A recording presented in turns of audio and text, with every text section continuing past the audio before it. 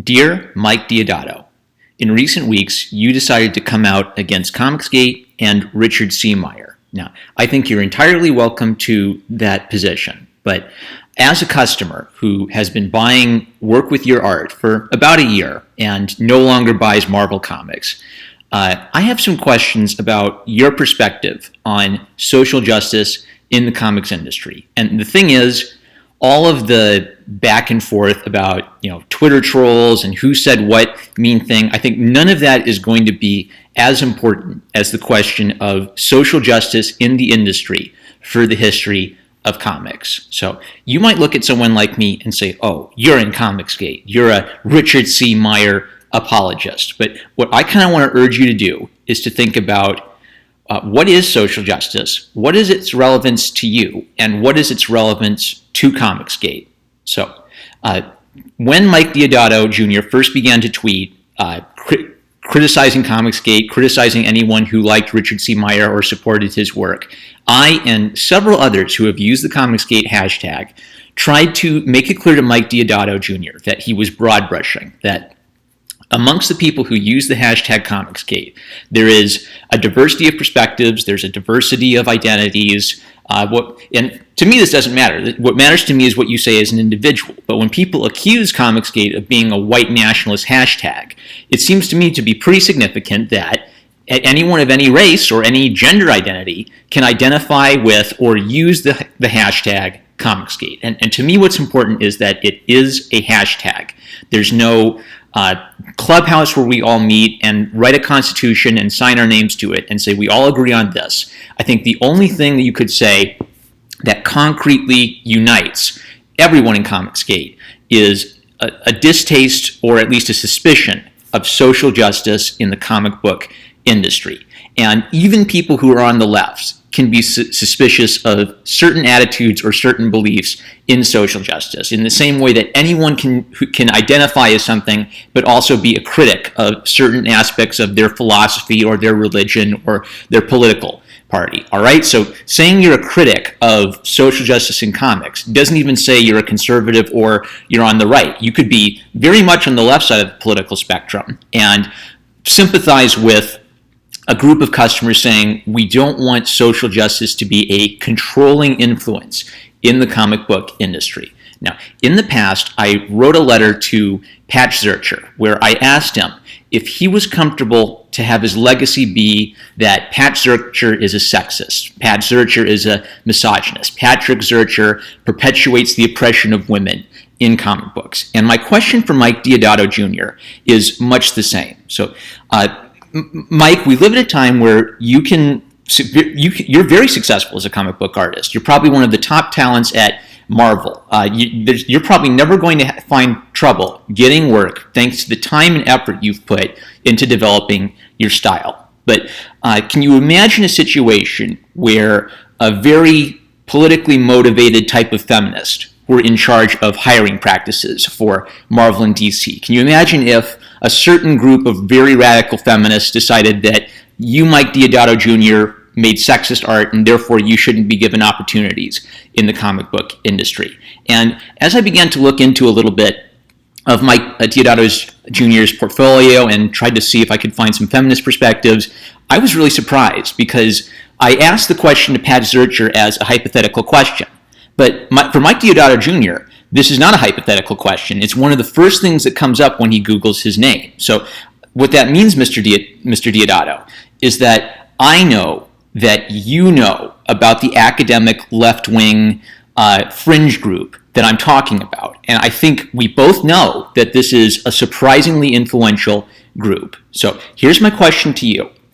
As comic book history becomes more and more relevant to the university system, as more and more college classes are taught about comic book art and the history of comic book art, are you comfortable with your legacy being that of being a sexist? That when every young college student comes to class and they learn about the history of Wonder Woman, that they're going to learn that Mike Deodato Jr. was a sexist who perpetuated the oppression of women and the perpetuation of male gaze? And when I say that, it's sort of like an internet joke, patriarchy, male gaze. But you have to understand that when someone accuses you of perpetuating male gaze, they're saying something very similar to you are guilty of perpetuating racism against black people by drawing stereotypes of black people with, massive lips or stupid-looking facial features. The arguments are very similar. What's the argument against the person drawing racial caricatures? That they're perpetuating a harmful stereotype of black people, that they're contributing to the bigotry against black people by drawing black people as sort of dumb-looking hillbilly types. What's the argument against people catering to the male gaze in comic book art? That they're perpetuating the oppression of women by presenting women's bodies as objects, as something which exists purely for the pleasure of men. So the point I'm trying to make is, if social justice is true, if the most vigorous and far left version of social justice is true, then not only is someone like Mike Deodato Jr. wrong for drawing comic books in a certain way, he's evil for drawing them in a certain way. So really the question for you, Mike Deodato Jr., is, are you evil or not? I do not think you are evil for drawing comic books in a certain way. If you agree with me that you are not evil for drawing Wonder Woman in a certain way, then congratulations, you and I agree that the most radical and the most fringe element of social justice is bad for comic books. Now, you might still hate Richard C. Meyer, you still might think Jawbreakers is a joke, you still might think it's inappropriate for people to support him. And what I have to say is that the same standard that could be used to chase Richard C. Meyer out of comic books forever could be used to chase you out of comic books forever, so long as the people who have the power to decide that are radical enough. That if Richard C. Meyer deserves to be banished from the world of comic books forever for using a crass and inappropriate sexual remark against another comic book editor. I won't even mention her name because I feel like the left have made it worse by repeating the story over and over again rather than letting it die. Richard Meyer made that comment in response to this person insinuating he was part of the KKK, and that's the part of the story that comicsgate's critics tend to leave out. But if Richard C. Meyer deserves to be banished and exiled and excommunicated from the comicsgate from all time, or just comics from all time, the Inquisition has succeeded, then by that argument, I think Mike Deodato Jr. has perpetuated horrible sexist stereotypes against women and should be banished from comics for the exact same reason. And you can say, well, Marmaduke fan, you're doing a bit. You're just being facetious. You're not being sincere. No, okay, hear my heart on this. Take me out of this. Imagine I'm not part of the equation. Let's just imagine it's you, Mike Deodato Jr., and the academic feminist left.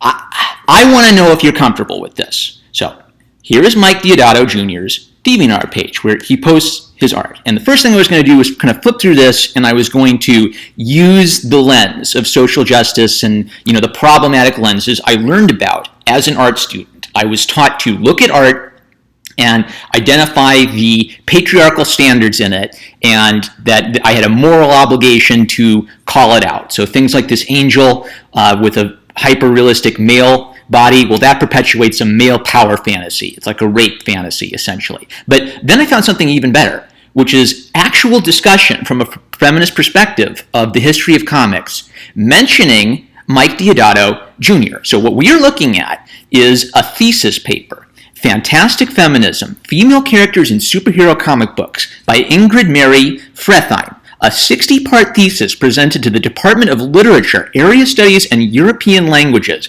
in partial fulfillment of the requirements for the Master of Arts degree at the University of Oslo, spring 2017. So this comes up first when you Google Mike Deodato Jr. and feminism. Have you seen this, Mike Deodato Jr.? Did you know that your name is mentioned in a thesis paper for a major American university? That a discussion of your comic work was presented for a person pursuing a master's degree? Well, that's fascinating.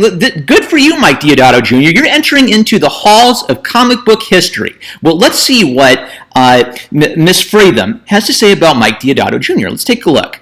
So this is a discussion of Wonder Woman and changes to the appearance of Wonder Woman, starting from Marston's death in 1947, talks about several artists and how they drew her face. I enjoyed this little bit. Let's see here. When the comic book was rebooted in 1987 following Wonder Woman's death and a year without publication, George Perez was brought on as an artist. His Wonder Woman had larger breasts, longer hair, and a face resembling more of a grown woman than Peter's girlish features. Perez's Wonder Woman was still slim, with a natural and realistic body, but with slightly more muscular thighs. The first female artist, Colleen Duran, kept Perez's version with big breasts and muscular thighs, as well as the long black hair, and made her costume tighter by making her waist unnaturally slim. So I love that the first female to work on Wonder Woman, Colleen Duran, the first female artist, is accused of giving Wonder Woman an unnaturally slim waist. Internalized misogyny. But let's continue. Between 1994 and 1995, artist Mike Deodato Jr. changed her appearance further by softening the hard features of a grown woman and roughing up her hair, which made her seem more like a porn star. So a thesis presentation was made at a major American university to earn a master's degree on the history of comics. And it simply asserted that Mike Deodato Jr., that his contribution to Wonder Woman history was to make Wonder Woman look like a porn star. That's interesting. I wonder if that gets substantiated at all. Is it just asserted that Mike Deodato Jr. made Wonder Woman like a porn star? They don't show a figure to illustrate that. How does one objectively measure the porn starishness of a drawing of Wonder Woman? One wonders. But the point seems to be that Mike Deodato Jr.'s contribution to the history of this feminist character was to make this feminist character look like a porn star. Are you happy with that, Mike Deodato Jr.? Are you happy that a major American university took this paper and received it? pretty much an aspect of the argument is that you're pornifying Wonder Woman. Let's see what else.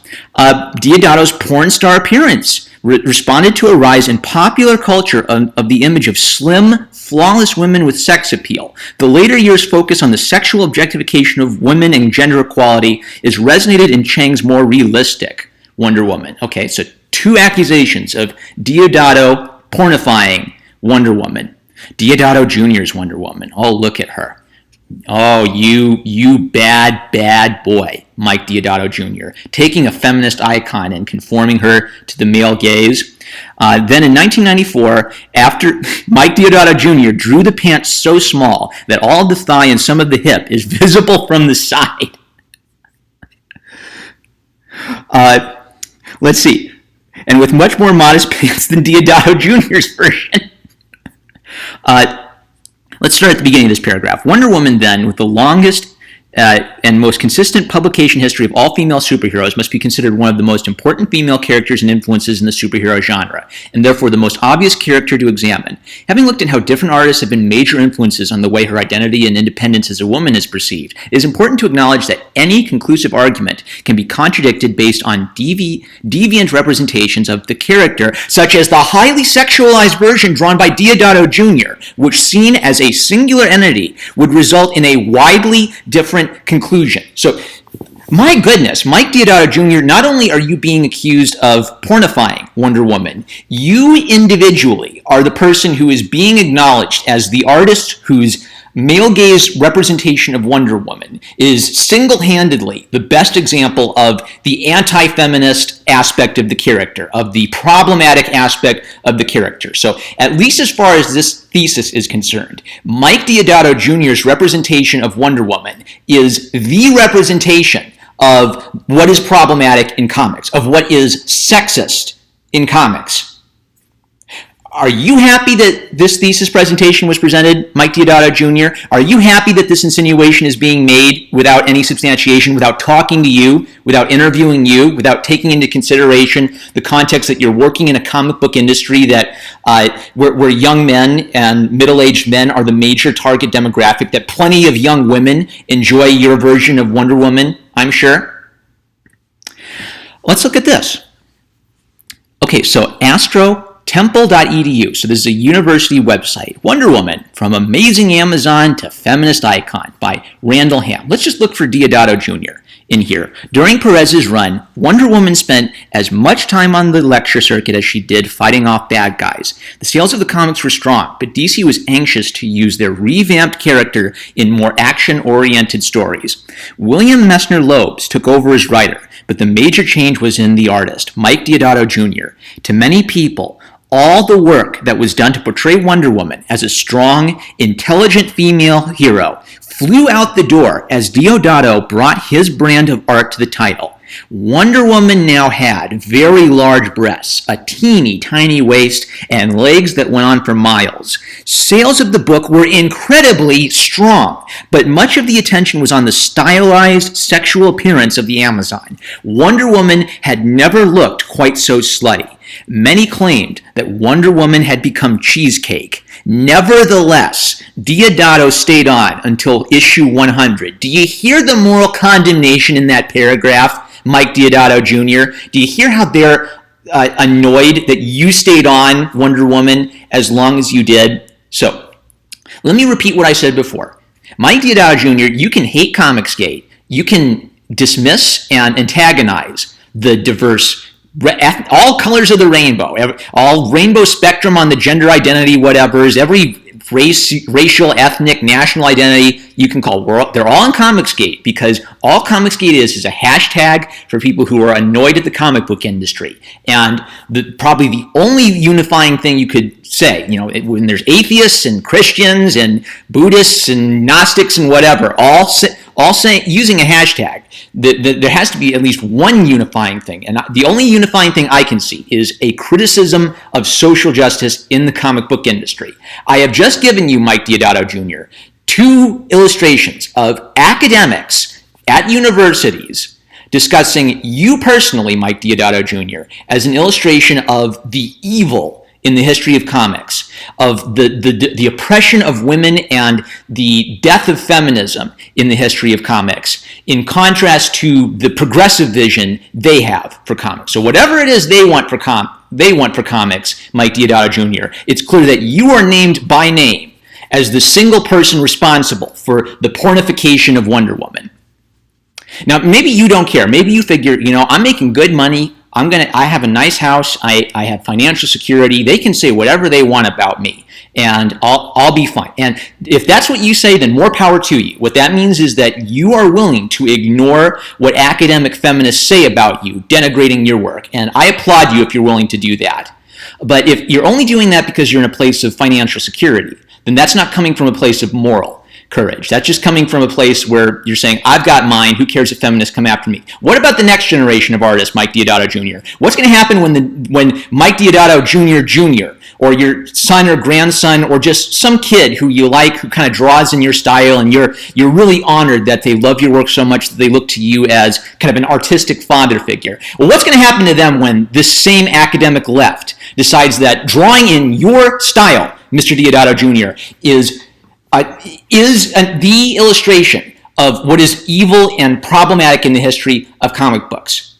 And maybe you don't care. Maybe you are confident enough in your artistic abilities that you don't think you're ever going to get chased out of the comic book industry.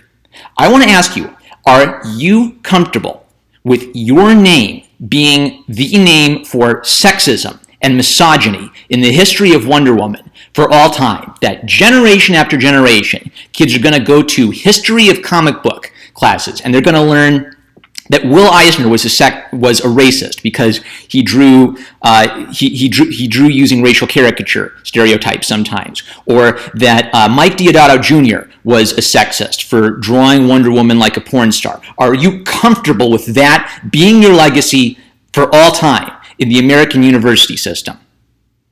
I'm not, because I love comic books, and I don't believe loving comic books means that you spend all your time talking about how sexist and evil and oppressive they are. That's what Comicsgate is, Mike Deodato Jr.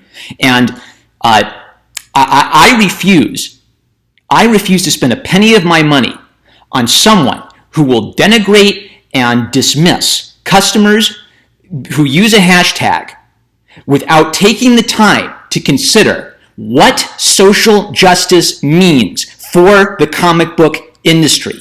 If consistently applied, social justice will not only make it impossible for you to write meaningful and beautiful fantasy stories today. It will denigrate the entire history of this medium and all the creators we love, using the same racist, sexist, homophobe, transphobe, bigot, fascist terms that they use to describe customers today. That's going to be the legacy of people like Mike Deodato Jr.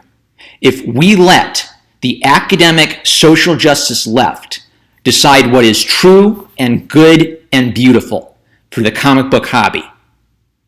I'm #1 Marmaduke fan. I am done with Marvel. I love you guys. I love my patrons on Patreon, and I'll catch you later.